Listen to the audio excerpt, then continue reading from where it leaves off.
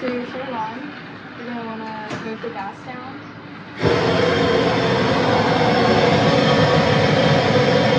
All you have to do is push the lever forward, but every time you want to pick the bin up to put it in here, you have to make sure that you turn it off.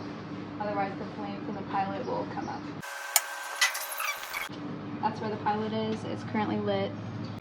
This is going to be your oil. We use either butter oil or coconut oil depending on the batch. This one's caramel, so it's going to have the butter oil. You always want to make sure that the ladle is to the side so that when you lift the kettle up, you're not going to splash the oil everywhere.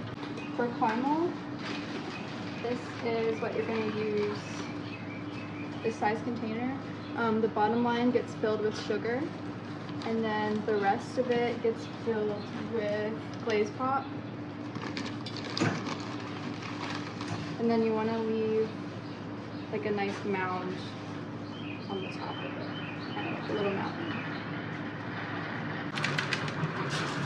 So you want to do about a cup and a quart. This is going to be your dishwater. So in here you're going to have a scrubbing brush, a green towel, and then water and Dawn. And then between every single batch you're going to need to wipe out the kettle corn to make sure that it's clean and ready for the new batch to be cooked. This is the spinner for the kettle corn. When you flip it up, the inside is going to start rotating. You need to make sure that you hit the switch after your handful of kernels starts popping. So when you go to make the kettle corn, the first thing you're going to do is put in the oil. You want to fill whatever oil it is, butter or coconut, to just below the top line. Then you're going to put the oil directly in the center of the kettle corn. Then what you're going to do is grab just a handful of kernels and just put them again directly in the center of the kettle corn. Then you're going to wait for them to start popping. It should take about a minute or so depending on how hot the kettle is. Once it starts popping, you're going to flip up this switch to start rotating it. And then once it starts rotating, you're going to put in your kettle corn kernels and whatever sugar mixture you have for that particular batch that you're going to make. You also need to make sure that you spray the sides with oil. So you're just going to go around like this. And then you're going to close this and let it cook. Once it cooks for a few minutes, just about 2 minutes is how long your batch will take. It'll start to get really, really loud, and then it'll start to get quieter again, and that's when you want to make sure you shut off the gas. That's the most important part, shut off the gas. And then you can lift it up and stick it into the bin, and then that's when you start cleaning it out. You don't turn off the spinner until after you set the kettle corn back down when you dump it into the bin.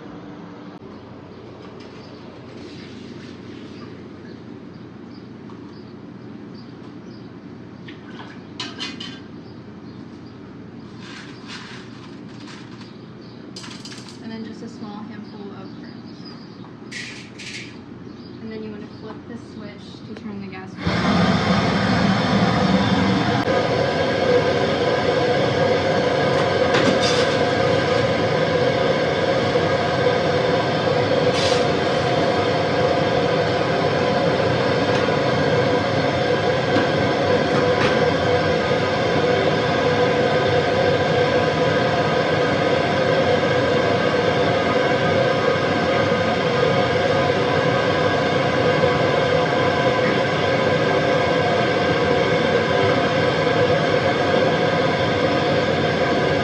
I'm going to turn on the stirring machine.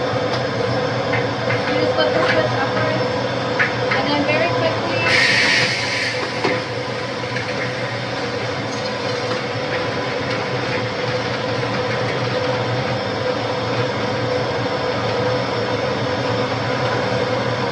and then spray oil on the side.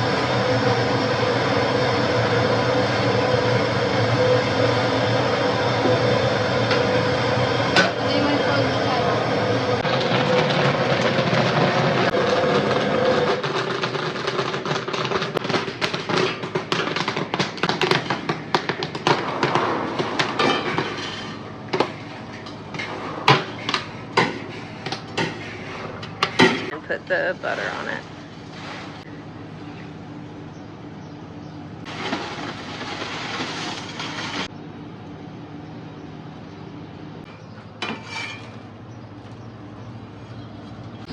First I just took the towel and I wiped around the part that was closest to me.